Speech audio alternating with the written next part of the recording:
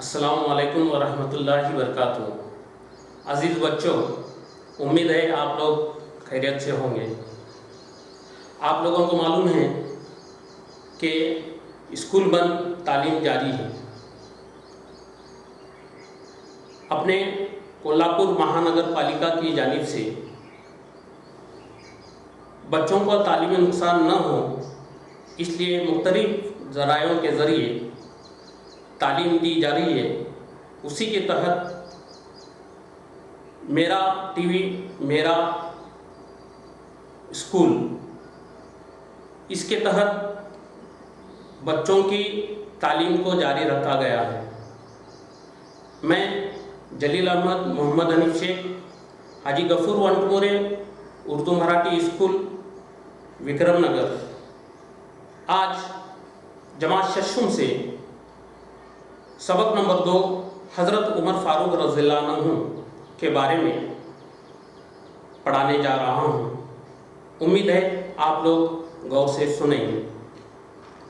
प्यारे बच्चों, इससे पहले हमने इस सबक का आधा हिस्सा पढ़ चुके हैं, जिसमें बताया गया कि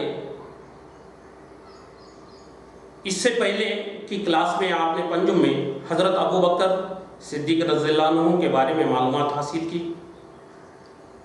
उनकी ज़िंदगी के वाक़यात, उनके रहन सहन से आप लोग वाकिफ़ हुए।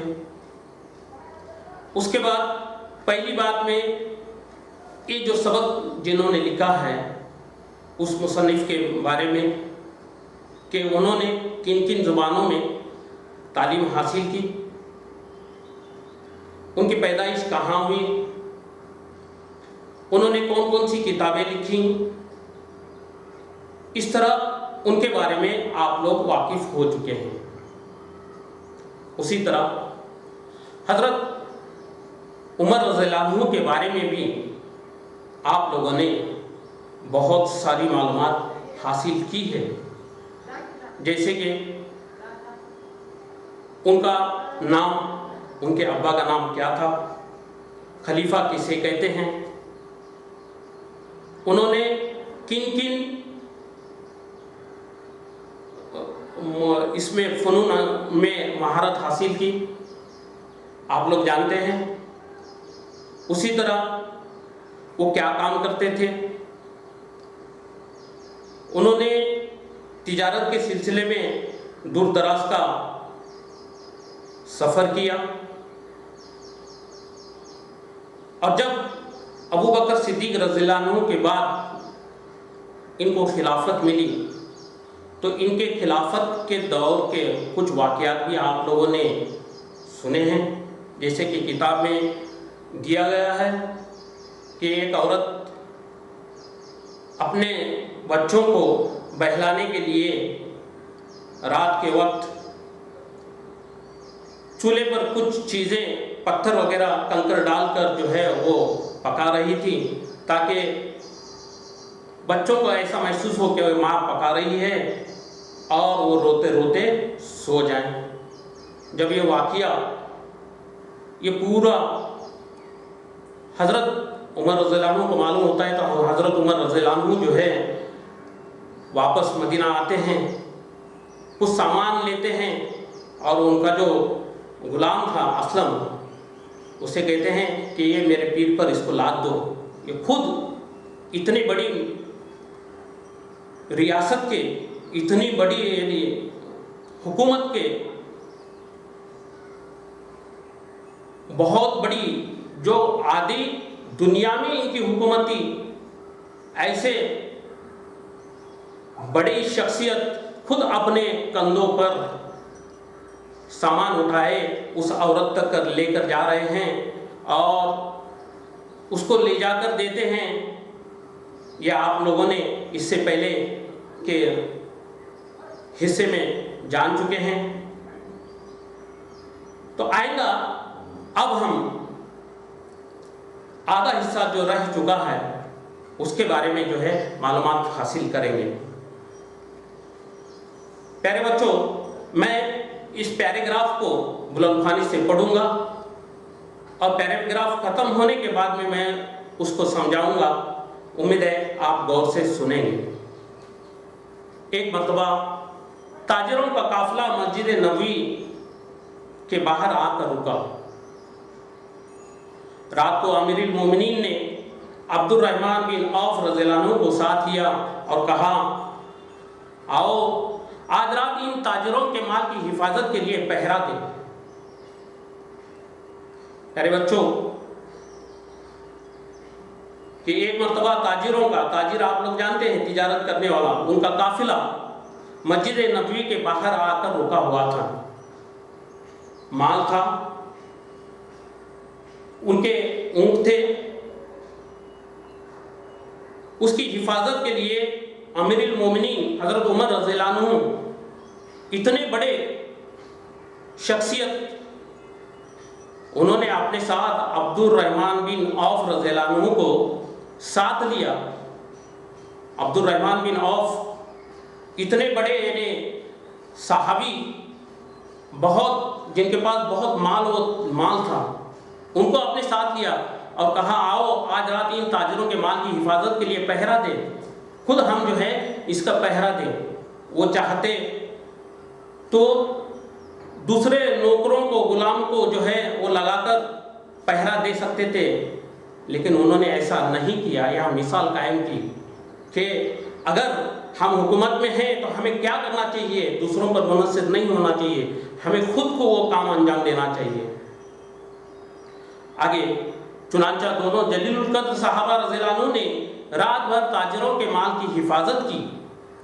ताजिरों को इल्म भी न हुआ कि अमीरुल मोमिनीन खुद इनके माल तिजारत की निगरानी कर रहे हैं। प्यारे बच्चों, इतने बड़े जलीलुल कद्र यानी बड़ी शान और शौकत वाले, जलीलुल कद्र के मानी बड़ी शान और शौकत वाले ऐसे बड़े सहाबा रात भर ताजिरों के माल की हिफाजत करते रहे। उन्होंने उनके माल की हिफाजत की। उनके दिल में ज़रा भी नहीं आया कि मैं इतना बड़ा हूँ और ये काम कैसे करूँ। उन्होंने अपने आप को जो है अल्लाह के हवाले किया था। अल्लाह का डर और खौफ उनके दिलों में था। इसके बारे में मैं आप लोगों को एक वाक़या बताता हूँ कि हज़रत उमर फारूक रज़ियल्लाहु अन्हु का इंसाफ कैसा था। एक मर्तबा एक गुलाम मिस्र से आप रज़ियल्लाहु अन्हु के पास आता है और कहता है कि अमीरुल मोमिनीन हज़रत अमर बिन आस रज़ियल्लाहु अन्हु जो आपके गवर्नर हैं, उनके बेटे ने मेरे साथ घुड़सवारी की दौड़ लगाई थी और मैं जीत गया, और मेरे जीत से नाराज होकर उसने मुझे चाबुक से मारा। जब मैं ये शिकायत लेकर उनके वालिद के पास पहुंचा तो उन्होंने मुझे नज़रबंद कर दिया, मगर मैं इंसाफ के लिए वहां से दौड़ा चला आया। तो आप रज़ियल्लाहु अन्हु ने फौरन खत लिखकर हज़रत अमर बिन आस रज़ियल्लाहु अन्हु को हज पर उनके बेटे के साथ बुलाया और उस गुलाम को हज तक अपने साथ रखा। जब दोनों ने हज किया तो आप रज़ियल्लाहु अन्हु ने दोनों को खड़ा किया और उस गुलाम को चाबुक दिया और कहा कि तुम्हें जो करना है कर लो। उस गुलाम ने अमर के बेटे को बहुत मारा और रुक गया और कहा, बस अमीरुल मोमिनीन मुझे इंसाफ मिल गया। तो आप रज़ियल्लाहु अन्हु ने कहा, अब तुम अमर को मारो, क्योंकि उसने अपने औलाद को अच्छी तरबियत नहीं दी। उस गुलाम ने कहा, मेरा इंसाफ हो गया अमीरुल मोमिनीन। फिर आप रज़ियल्लाहु अन्हु ने अमर से एक बात कही कि तुम कब से लोगों को गुलाम बनाने लगे, जबकि उनकी माओं ने उन्हें आज़ाद पैदा किया है। प्यारे बच्चों, इससे मालूम होता है कि उनकी नज़र में कोई बड़ा कोई छोटा नहीं था, कोई गुलाम नहीं, कोई बादशाह नहीं था। आगे का पैराग्राफ मैं पढ़ने जा रहा हूँ। हज़रत उमर रज़ियल्लाहु अन्हु बैतुल माल की निगरानी बड़ी दयानतदारी से करते थे। एक मर्तबा कुछ लोग उनसे मिलने आए तो देखा कि वो दीवानवार इधर उधर दौड़ रहे हैं। आने वालों को दूर ही से इशारा करते हुए कहा तुम भी मेरा साथ दो, बैतुल माल का एक ऊंट भाग गया है, तुम तो जानते ही हो कि इसमें गरीबों का हिस्सा है। अब इस पैराग्राफ को हम समझेंगे कि हजरत उमर रज़ियल्लाहु अन्हु बैतुल माल की निगरानी बड़ी दयानतदारी से करते थे। बैतुल माल, इससे पहले भी आप लोगों ने बैतुल माल के बारे में मालूमात हासिल की है। बैतुल माल यानी लोगों की मदद के लिए जमा किया गया माल, जिसमें गरीब, यतीम, बेवा, बेसहारा लोगों की मदद की जाती है। जो माल जमा होता है इन लोगों में तकसीम किया जाता है। आज से 1000 साल पहले का ये रिवाज आज भी हमारे कोल्हापुर शहर में कायम है। आप लोग जानते होंगे कि कोल्हापुर में भी इसी बैतुल माल के नजस में तहत, बैतुल माल के तहत यहाँ भी जो है आज भी लोगों की मदद की जाती है। अब आगे का पैराग्राफ, एक शख्स ने कहा, अमीरुल मोमिनीन, आप क्यों तकलीफ उठाते हैं? किसी गुलाम को हुक्म दीजिए, वो ढूंढ लाएगा। प्यारे बच्चों, उसमें का एक गुलाम उनसे कहता है कि आप इतनी बड़ी शख्सियत होने के बावजूद क्यों आप ये तकलीफ उठा रहे हैं? किसी गुलाम को हुक्म देते, वो ढूंढ कर लेकर आता। फरमाया, मुझसे बढ़कर गुलाम कौन हो सकता है? मैं अल्लाह का गुलामी हूं और मुझसे बड़ा गुलाम कौन हो सकता है?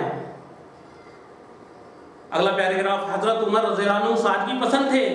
एक सहाबी हजरत अनस रज़ियल्लाहु अन्हु ने कहा कि अपनी खिलाफत के ज़माने में भी हजरत उमर रज़ियल्लाहु अन्हु निहायत सादा ज़िंदगी गुजारते थे।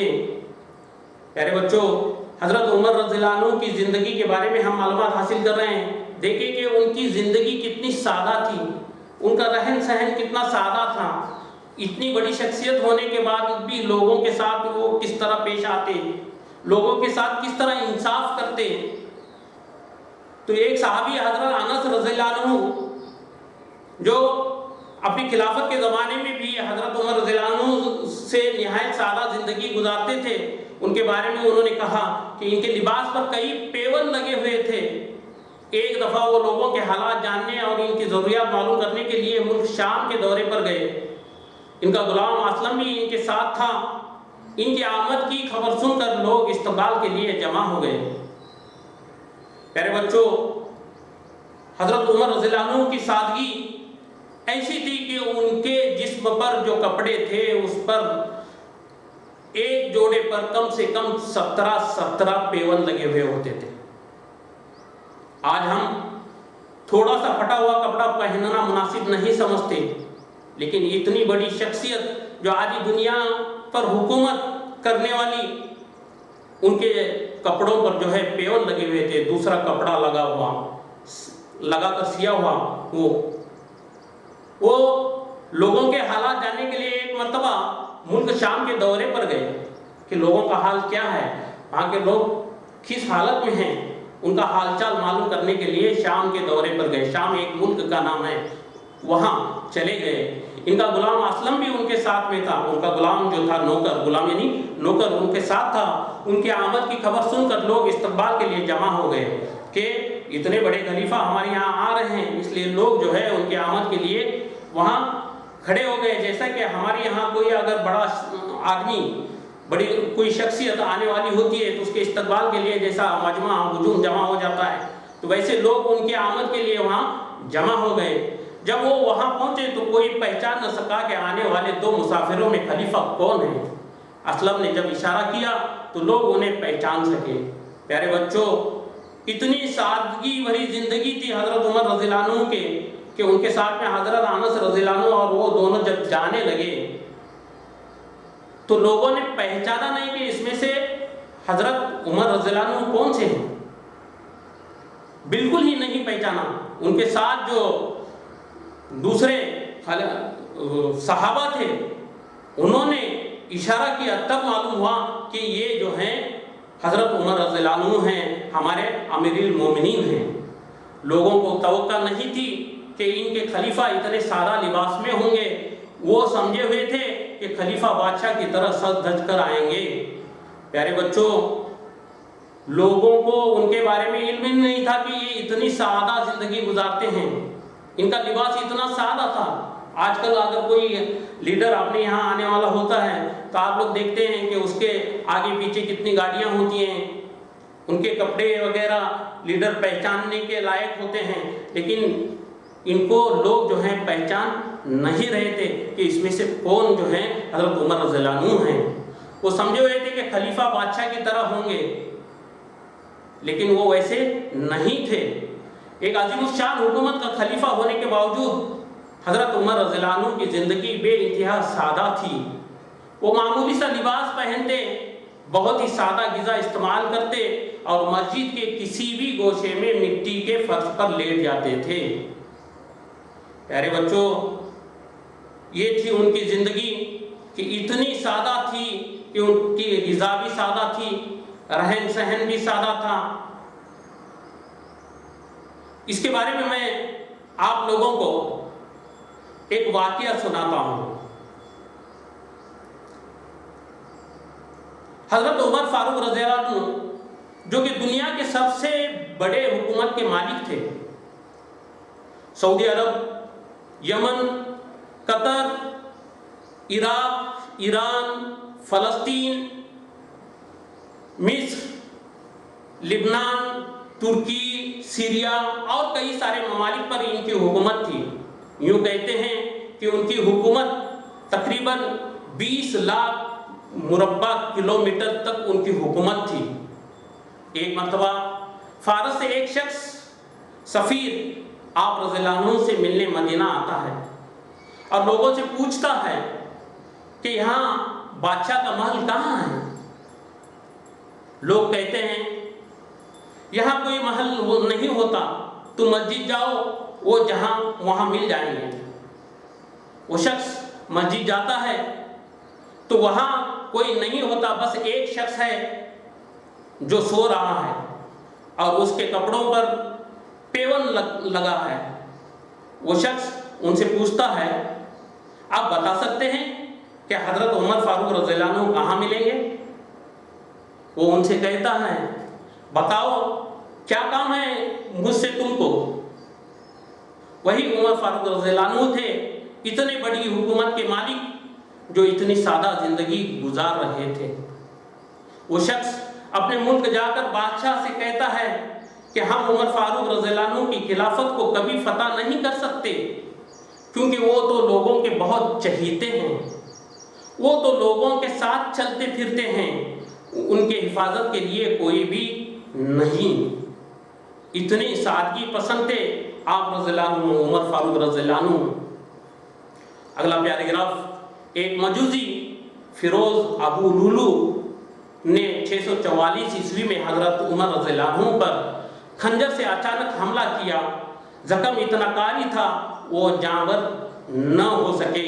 उन्हें हज़रत मोहम्मद सल्लल्लाहु अलैहि वसल्लम के पहलू में दफन होने का शर्फ हासिल हुआ। प्यारे बच्चों, एक मजूसी